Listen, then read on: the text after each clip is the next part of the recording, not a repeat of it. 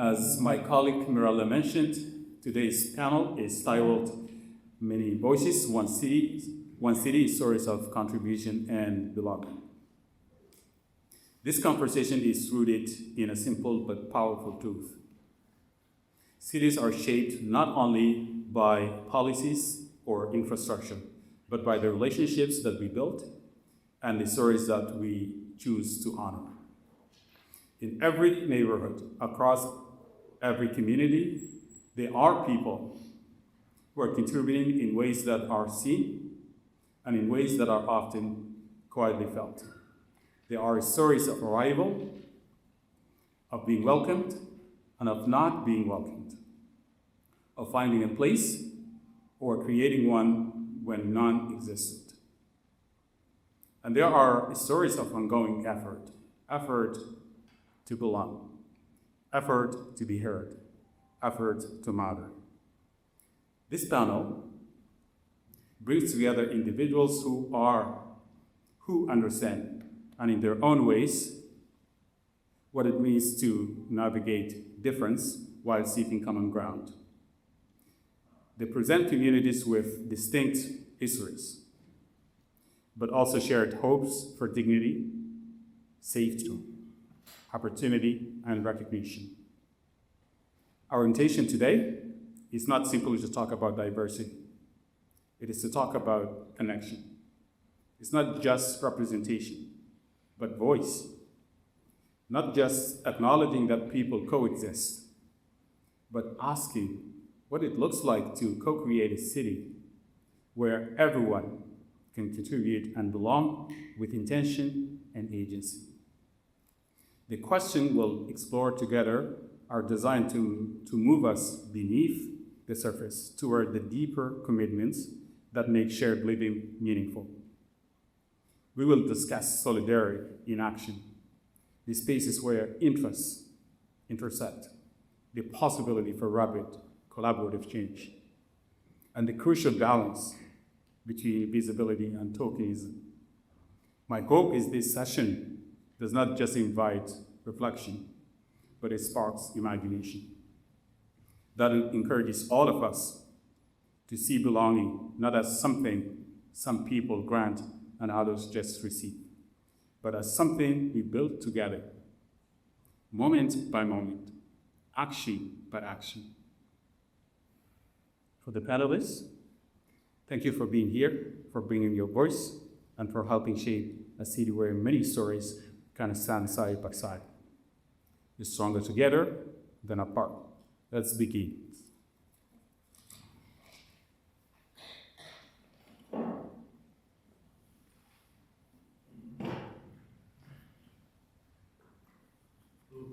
So quiet.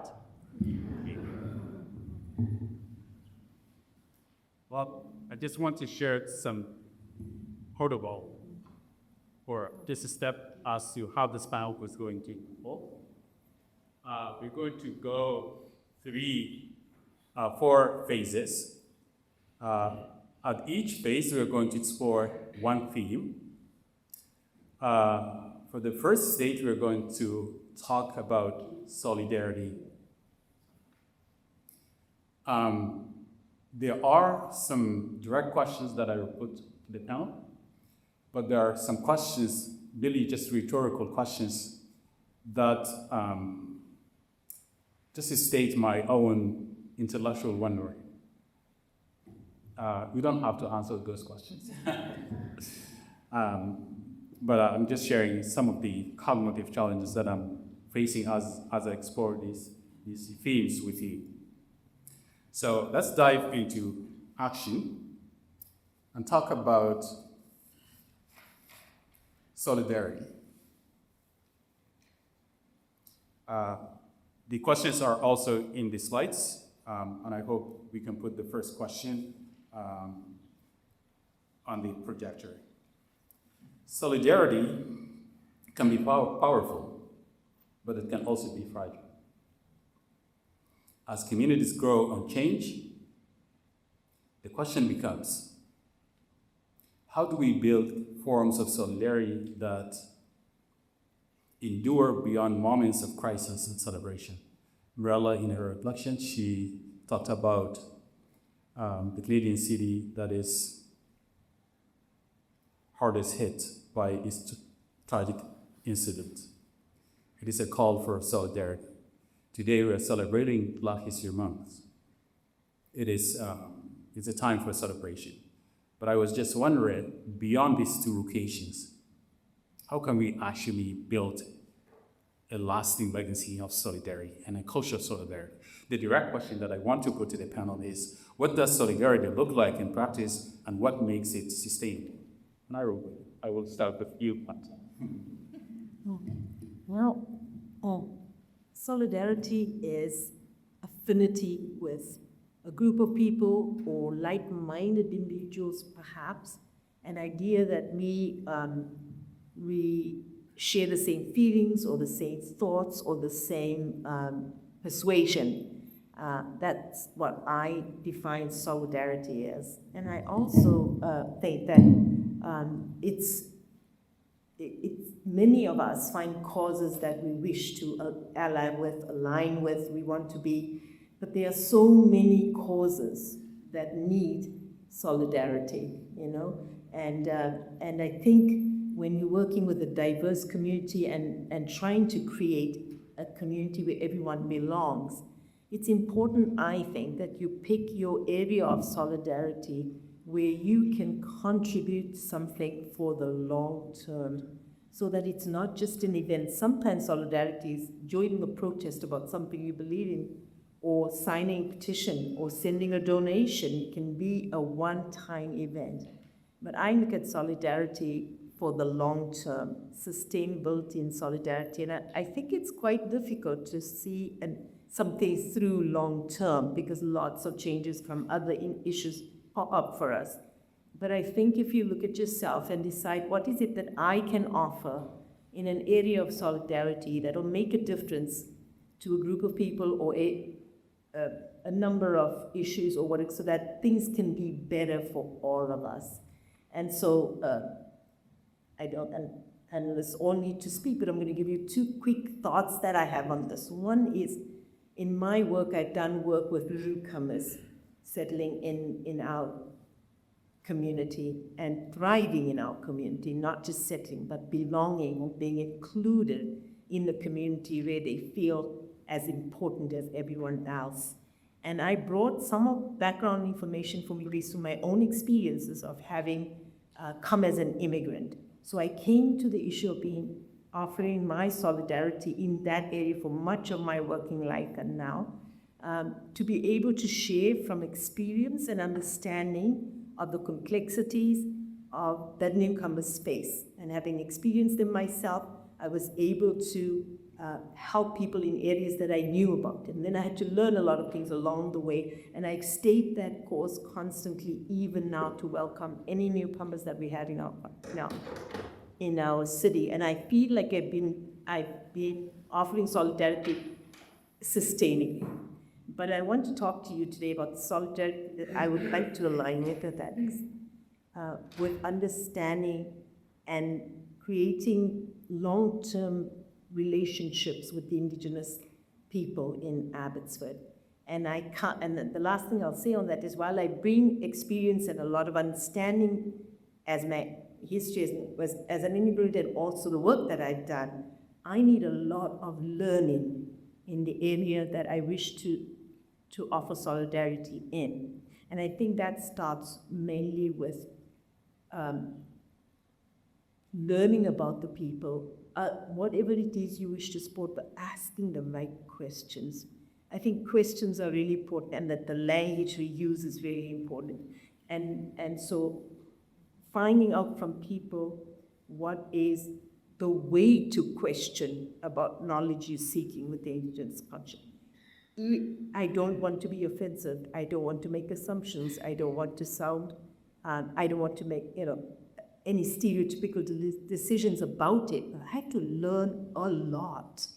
And I had to open myself to which area I can start learning. And that's a journey that I'd like to embark on that. But for me, solidarity is looking and taking one or two issues that you can actually impact and staying for the long haul. with the ultimate goal of offering whatever group you're working with a place and a voice. Yes.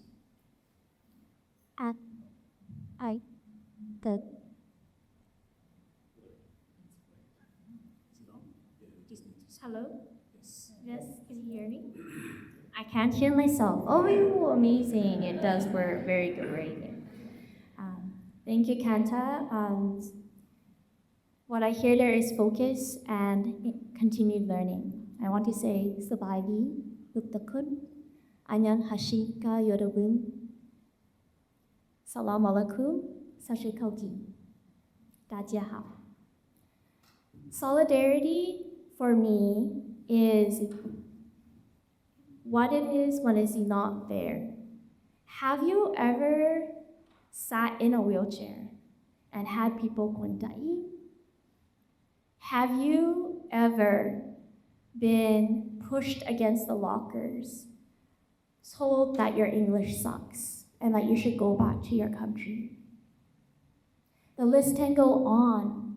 And the thing is, we need to recognize that those things exist, that narrative. It exists everywhere, not just down south. Right? This narrative of us versus them, those people. If we stick in that narrative, it's like we're stuck in glue. We can't go anywhere. Then where can we go? We need to shift that narrative of togetherness and cohesiveness. To recognize our humanity, that no matter our age, gender, race, sexuality, we are human. So we breathe, we live, laugh, smile. We all face adversity. When we can recognize that narrative inside of us, the narrative that all humans matter, no matter their background, then that's where the actions come from, the practice of solidarity. So when it's us versus them, disdain and dislike turn into discrimination. At the most extreme, hate turns into lost lives, which is very heavy, and I feel that. But on the opposite end is when we come together in solidarity, our behaviors, our actions don't feel like a burden, right? They feel natural because we are aligned with what we believe. And hopefully the belief is we all belong.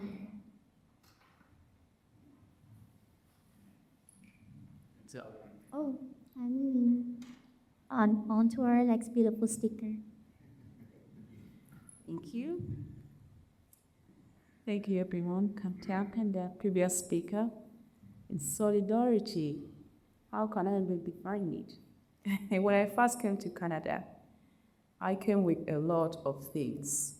I came with dreams, I came with education, I came with experience, I came with everything. And I came to start almost anew, or at least start a new phase in my life. And here I was, not knowing anybody here. Everyone was a stranger to me because all my family was back home. But I also noticed that there were other people like me who might not be coming from my country or coming from my village. As a matter of fact, I met some people from Uganda, and I tried to build a relationship because I realized we're in the same boat. Have you ever thought of that? We're in the same boat because we are all immigrants and I think we are faced with the same challenges. So why do I bring this up? When you can identify what is in you and what is in the other person, that's where it starts. Just like Kanta and the previous speaker said, Melissa, just as they have been saying, that's where that starts. It takes the understanding of what is in the other person. You don't have to be related to this person. You don't have to know a whole lot about them. But if you realize the commonality, that's where solidarity comes in, and you want to stand by this person. Whether you're celebrating, just like many of you are coming to celebrate Black history, or it is a tragedy. Understanding that with all this in life, we encounter such things at one point. It could be this time that it is somebody else, and it could be that the next time it could be somebody else. Understanding that this is how life almost was gives us a sense of understanding that, yes, if there's something that I can, assist with, I'm there with them. And the other thing that you've been talking about a lot is alignment. What are you aligning with? Understanding your values as an individual is very key. So then you know when and where to stand with other people. It might not mean that you don't care about everything else happening, but when you're well connected, when you're well aligned with what you're doing, it comes naturally, just like Melissa said. So to me, solidarity is standing with people, either in celebration or even in bad times. But how do we make this last? By building relationships. You can't talk about solidarity without talking about relationships, because this is where it starts. How do you relate to others? It could be that you're relating because you're from the same background. It could be that you're relating because it is something that is happening that you think needs help. But coming from an understanding that we are all human to begin with, I think that is the most important foundation of our relationships. So take time to understand the other person. When I had just come to Canada, many people came to me and they were asking, "Where's your accent from?" I said, "Uganda." "No, I think you're speaking English differently." They were very curious, and I said, "Well, in Uganda we speak British English."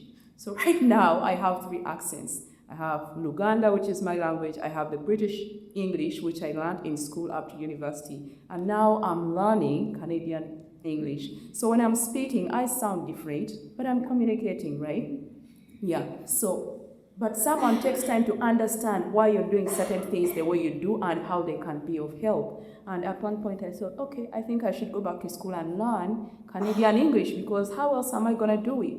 My writing was great, but my talking was not very great because of my accent. And the other person says, "No, you don't have to. Your English is actually great. All you've got to do is keep talking." And here I am, I'm still talking. So I gave that little example because the person who was talking to me actually was not even an African person. They were from, they were Portuguese. Yeah, I think that gentleman was from Portugal. Because you just have to keep speaking. So in that point, you see how solidarity worked for me. He understood what my challenge was, and he gave me an encouragement. Sometimes it is from simple things like that. It doesn't have to be a huge thing. But as I wind up this, try as much as you can to build relationships with people so that you know when you can stand with them in good or in bad. And remember your bodies as an individual. That's the best way you can relate with others. Thank you.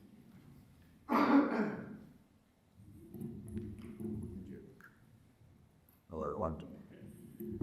Muhi, the problem with getting you these questions in advance is that I spend way too much time thinking about Senator. But this was a question that I thought a lot about solidarity, and I thought a lot about why I felt that was perhaps the most important word we could use when we're talking about many voices in one city. And forgive me, I'm a very visual thinker, so every time I'm thinking about solidarity, I keep coming back to the same image of building something out of bricks. And when we're talking about solidarity and what it looks like in practice, we're talking about something practical. And the base of solidarity is something that is solid, something that will last. And so this image is about building something out of bricks, finding the things that are similar, that we're all working towards, and then finding the things that hold us together, and that's the mortar that helps us build something together. So when we're talking about how to make solidarity sustainable, I think it's about recognizing the similarities we have with everyone else in this room, with the people who aren't in this room, with people who have wildly different experiences than we do, that come from different backgrounds, and then identifying the things that join us together. I think all three other panelists so far have said something along the lines of we're all human. So we all have one piece of shared experience, and that we're all moving through this life. And that is enough if we're willing to let that be the thing that we can have hold us together, to build that building, to build that bridge. And as long as that border holds, as long as that thing that we have as shared experience, as that thing that joins us, there's sustainability. We can build towards something greater. We can build towards something that bridges a massive gap. We can build something that stands the test of time.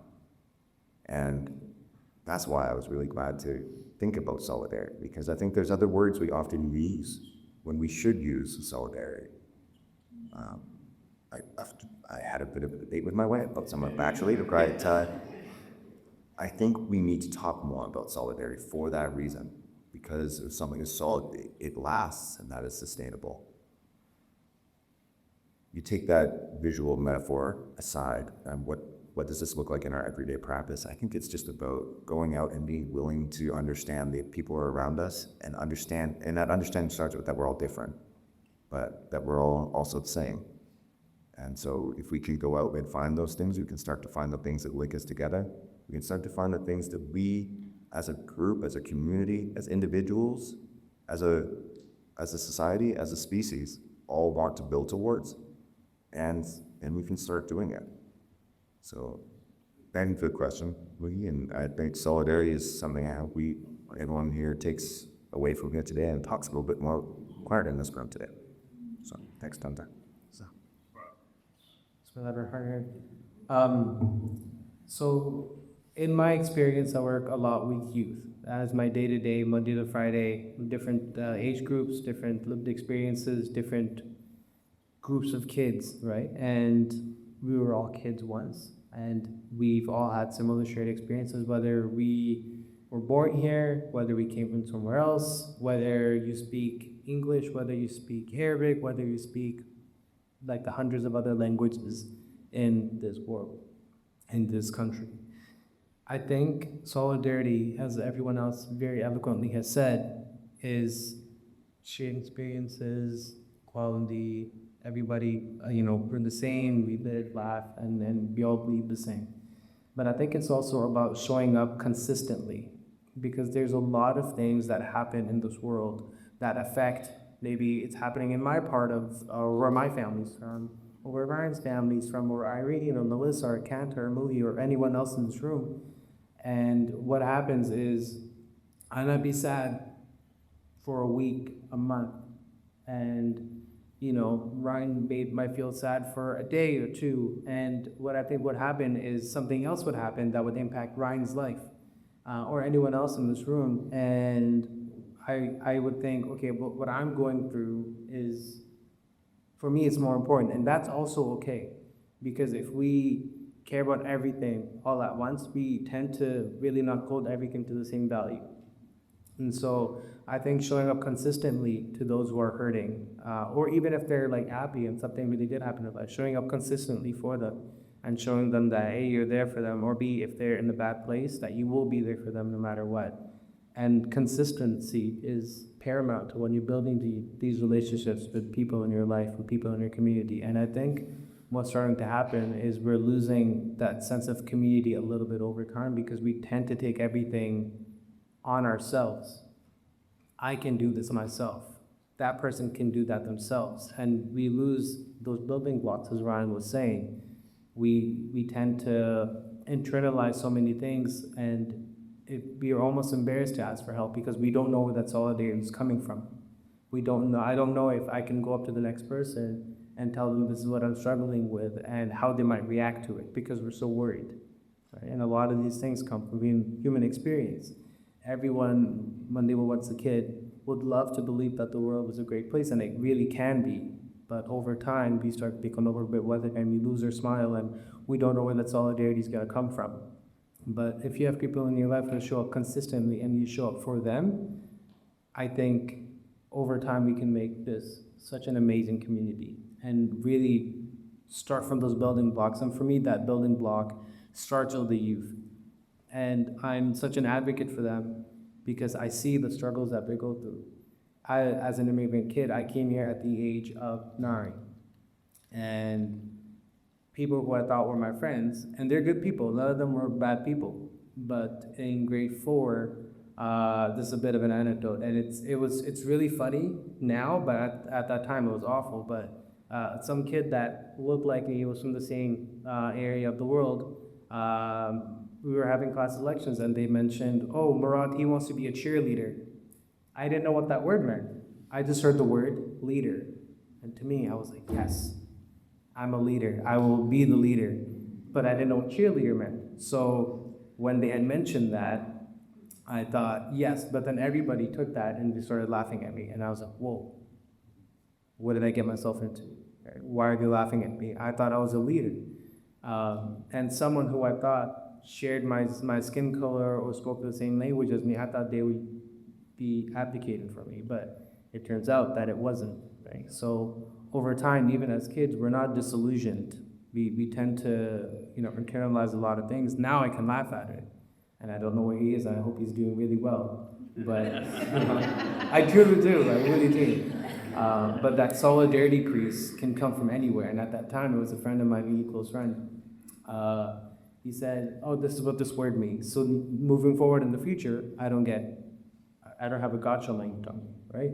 And so that person consistently throughout my elementary school, and then later when I moved into secondary school, we kept in touch. We lost touch virtually, but that consistency showed me that there are people that I can rely on. And slowly, once we start, with those building blocks, we can build such a vibrant community where everyone, as soon as they come in, feel like they can belong. They might not speak the same language, but they might believe the same. They might laugh the same. They might find the same things funny. But for me, that all starts with and that's where you can make it sustainable, is if we show these kids that no matter what background you come from, what your lived experiences are, at the end of the day, you got to have each other's backs. I work with kids from so many different walks of life, and oftentimes they're so rabid on trying to harm each other or make fun of each other just to try to get a leg up on the other person, that they don't realize that they're actually fracturing relationships, and these relationships are gonna either harm them in the future or could benefit them depending on how they look at it. So to me, solidarity starts from the youth and letting them know that no matter what they're going through, there will be people in their life that care for them, and that's the top-down view. Right? If as adults we can say, hey, these kids are going through something, maybe we only have one caring adult in their life, but that one caring adult can make a world of a difference. And I didn't really think about that until I signed up for the job that I did. And if my 9-year-old self can look at me now, and it wasn't that I grew up on stage. This guy didn't know what cheerleader was, right? But he has something to say, and he has his own ideas, and it's because of people in my life that showed me what solidarity meant. To show up in this mirror. Thank you. Thank you so much, Murad, and for all the panelists for a wow.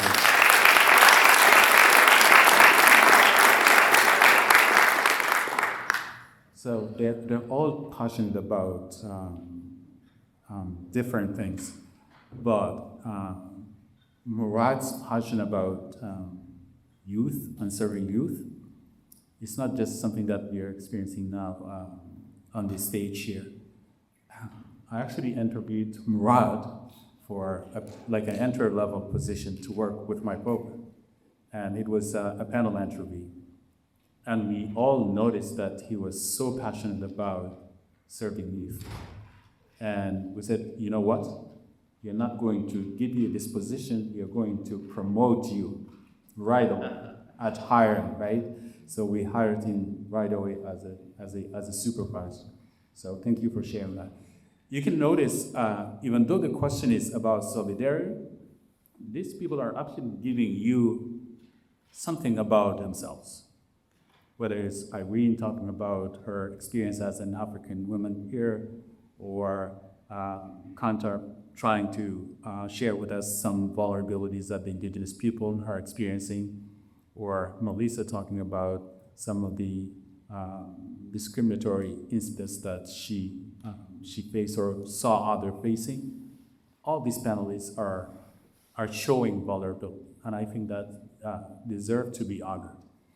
But in the interest of time, I'm going to actually skip the second question and move to the third one.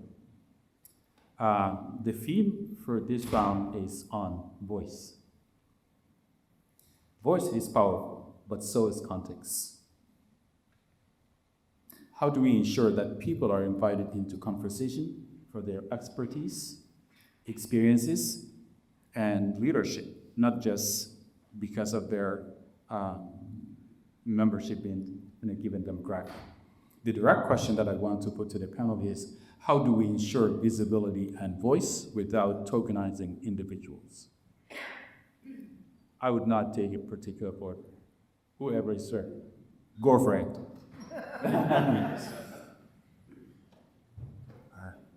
I don't mind going first, though. Yes, because we talked a little bit about it previously. I find this to be a really challenging question that I deal with on a daily basis. And I'm going to give an example.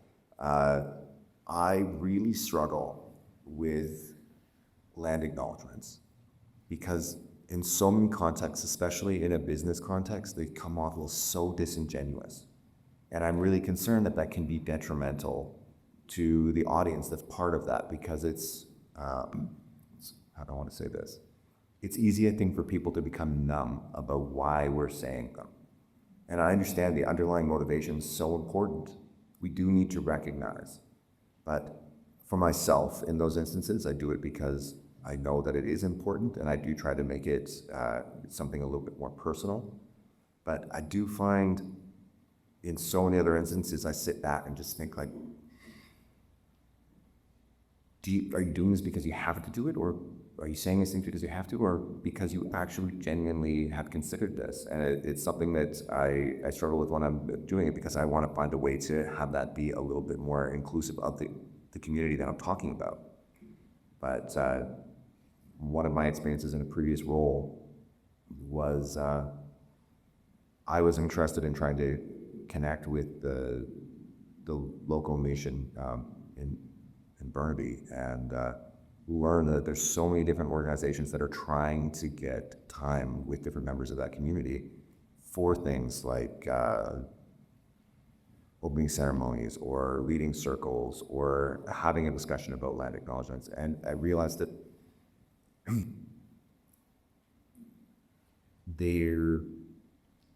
I think some of the weight of having an interaction with people from the First Nation and Indigenous people was lost because people were asking them to come to things because they felt that they were supposed to, not because that they wanted them there or because that they thought that they added value. And that was something that I really struggled with. And so the tokenization aspect of it is something that I think about all the time. And the land acknowledgement doesn't necessarily make somebody visible, right? So anyways, this question is something that I have thought about a lot and had not come up with any necessarily any answers. But I do think, based on some of the other questions, I will also say that the visibility aspect, we have to be able to see the people around us. And that was kind of what I was talking a little bit about with solidarity. We have to be able to look and see that there's other people that are out there that play a very important role in the community that we live in, even if they're different than us. And we can't just put them forward because we think that we're supposed to, or because circumstances have let us think that we're supposed to. We have to value them for who they are and what they contribute and how they helped bring us to where we are. And so that's why I really respect the Land and Dollar listing today, because it was very well thought out, and it was not just said to be said. It was said because it set the stage for what we're talking about. It started us with the significance of the Indigenous people that were here and are still here, and how we can look at them as an example of all of the other people that have come to Canada, and how we need to value them and their contributions and how they help to make this country what it is. Anyways, I don't know if I really leave you with anything with that, but it is something that I think about a lot, and I hope that more people will think a little bit more about as well, because if we're doing something just for the sake of doing it, but not understanding why or what the value is to us individually and to our community, then I worry that that can have a negative impact. So just some of my thoughts, and I hope somebody has a better solution or a better answer. Right. Okay, yeah, thank you, Rand, for sharing. I'd like to add to what you just said, that tokenism happens when people are invited to the table just for presence. In other words, they do not have anything to contribute to the arrangements. They are coming for a show. They are there because they just have to be there. Let me tell you something. When Muhi was organizing this event, sorry, I'm going to talk about you in a good way. He spoke to me, and I believe he spoke to many other people when he was putting this event together. He considered our thoughts. He wanted us to be contributors to this event. So we just don't come to be present, but come into something we have formulated together. Thank you, Muhi, for doing that. And when we do that, when we are building systems, when we are building communities, when we are doing everything that we are doing, I see that people come with the energy to perform, with the energy not just to perform, but to do what they need to do, because they have put their thoughts and their mind in this. I see this usually when I do my coaching sessions. If I have to answer a question for a client of mine, or if I have to give them a solution or something to do, they might not do it the way they should have done it. But when I welcome them to bring up their own suggestions, because I understand that everyone knows themselves better than any other person.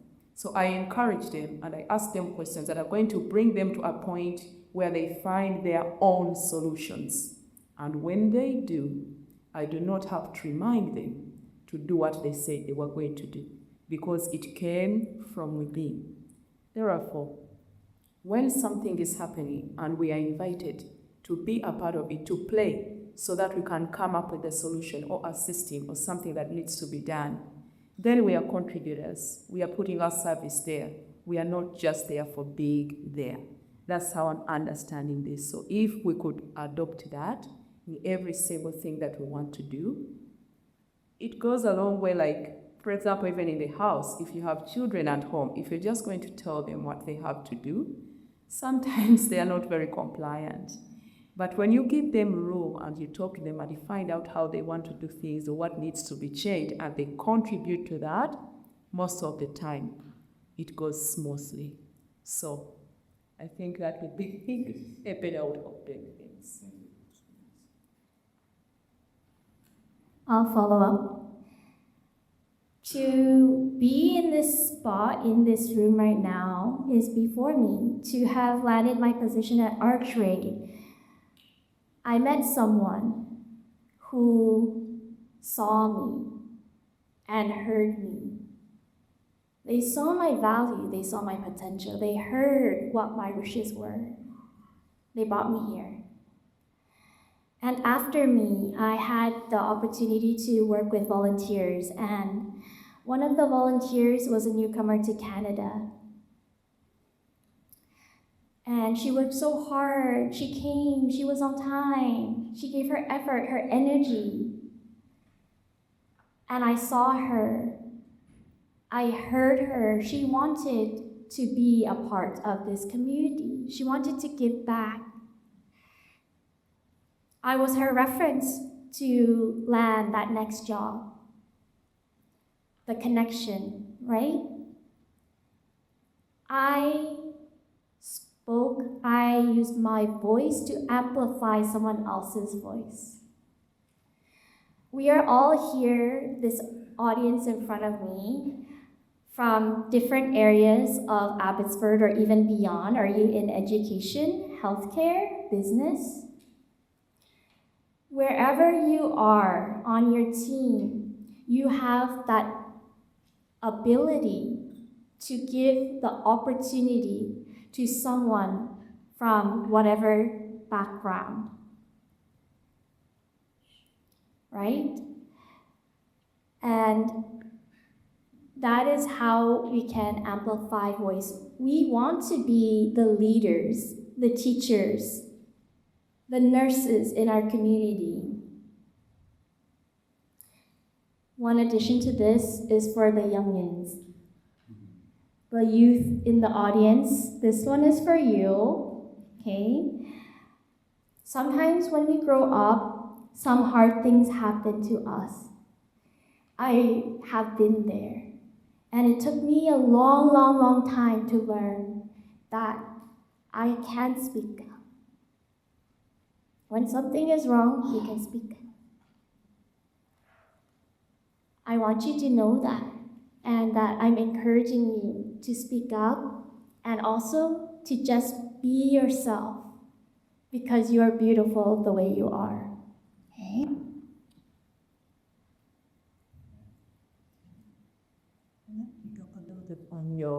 On your question, I think that you made it the job that how do you ensure visibility and voice without tokenizing someone? And so I might give you a little example. I'm often on committees or asked to join certain things or other. And I've been in a situation where I know that the reason I was invited to be on that team was because I represent a certain person. And I was on the team, but I was not a team member. I was there because I was the token person that needed to satisfy that we had diversity on our team, right? And so it irked me because I knew the motivation. I knew that I'm there for that reason. And I thought long about not wanting to be there for that reason. But I realized that that is actually feeding tokenism. And so I decided that I'm going to work with you in a way that you're going to need my voice and you're going to want to ask for my opinion. And it's not going to be controlled by the people that had the agenda before we set the team. Because when we give voice to people, it's when every single person has a seat at the table and have an equal voice, and that their voice and their ideas are valued equally. And together the team decides, or the group decides, what the job is to get done. And so I think it's really important to realize that, and for many of us, we are in that situation. It's often really irritating when we realize what's happening. But I think it's important not to walk away from that. So my thought for you would just be that make sure that your voice is what they want to hear. And I think you might know what I'm saying. Hey, Andy, yes. Tokenization, it can be a very murky word where some people have, different thoughts and opinions about it. And I think looking at this diverse panel in front of me now, next to me, and the lovely people in front of me here, there's so many systems above us that are set in place, and there's so much to be divided. And what happens is, like all these lovely panelists have been saying, is they give us a little scrap of food, maybe a morsel, and they say, here you go. Welcome to the table, here's your crumb. Here's maybe 3 crumbs. Wow, I feel so important. While the rest of the people around me are feasting, right? Mountains of food, having a great time, talking to each other. Hey, what are you doing? I'm doing this. Wow, all these cool things. Well, I'm here saying thank you so much for my 3 crumbs, and I'll be forever grateful. I do think that, and this might be the only thing that I'll say that would be a little bit controversial, is you need a little bit of tokenization to get those gears in motion. And that's the dirty fight, right? But it also depends. Let's say if I was somewhere and I was the token Muslim or the token brown person on that panel, or in a committee of some kind, like Kanta said, I'm going to make them listen to me. I will, if they don't, I will raise so much hell, because that's what I have to do. right? I can't be soft-spoken. I have to speak up if some things are happening that are detrimental to the people that speak like me, look like me, practice the same faith. And if that is you in that position, because it's a very real part of life, right? If you are in that position and you've been led into the door and say, sit at this table, and you don't then turn around and open the door for everybody else that looks like you, you're doing everybody a disservice. And sometimes the wrong people are put in that place of being that token. And it's very deliberately done. And when it is so deliberately done, they start to, take people and they'll say, oh, well, you know what, we'll take this guy because we know that he'll shut the door, and so he'll look diverse, but he's not gonna want diversity. And I think that's such a big part of it, is when you're in that position and you don't raise hell, oh man, like what have you done? Because then you only feed into that same narrative of, oh, we're so diverse. Look at this guy. But at the same time, they're silencing me. They're keeping my mouth shut, saying, hey, just sit pretty. Sign there, sign whatever, right? And smile for the photos. But we're not going to give you your real power. So if you are in that position, speak up. Open the door behind you and let the floodgates loose, because there's so much power that can be had within our voice. And if that's silenced, and you're not the one speaking up about it, and you're put in that position to do so, I don't know. I think that's a missed opportunity, And think about, again, I go back to the youth, think about how many youth you're then shedding out of those rooms, where we can look at systems set in place and we can look at, wow, there's so many Muslim representatives there, that's amazing. But what are they doing? Are they then just co-opting the same words that are being said about their own people, while then, denigrating themselves? Maybe they are, maybe that's why they're there. But if you're in that position, use it to your advantage. I'm not saying it's good, I'm saying it's a very real part of life. And if you don't speak up, shut the door. Thank you. That's so powerful. Well, it looks like the panelists do not want to tokenize the questions either, right? So, this is all the time that we have for this panel. Thank you so much. Let's give them another hand.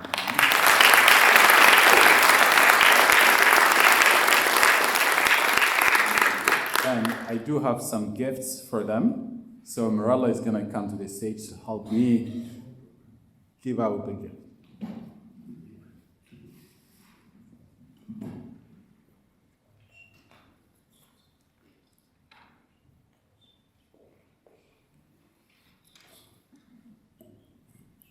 Well, Kanta, because you're retiring soon, so you get to receive your gift first.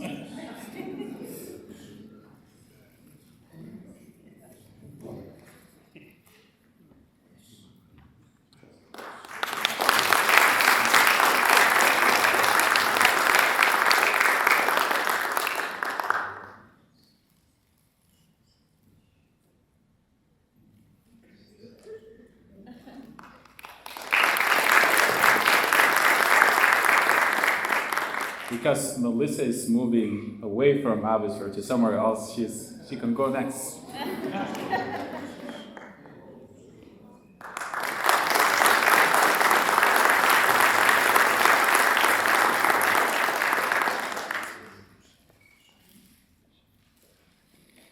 Irene, because you just moved into Abbotsford, so.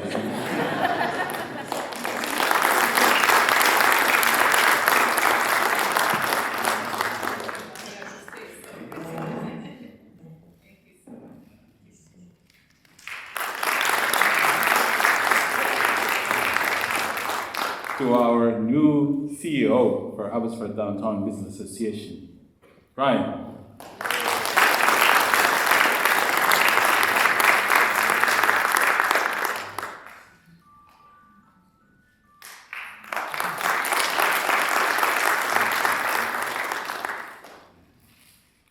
My man.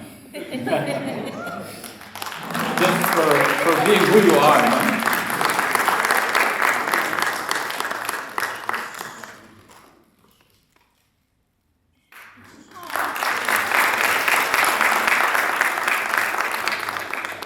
And I have a guest here that I would like to honor.